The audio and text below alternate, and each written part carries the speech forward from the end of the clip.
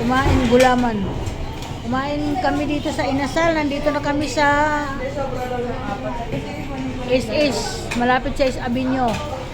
Dito kami, hindi na kami kumain ng baon namin kasi para maiba naman ang pagkain namin ngayon. Yan. Ang sisyongo. Yan.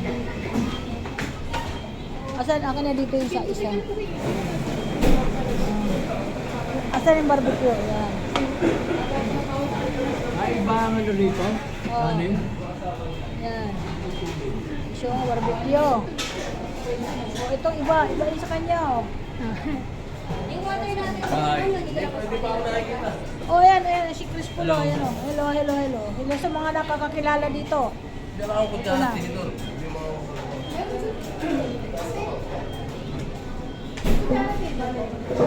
Tubig. Kutsara tinidor.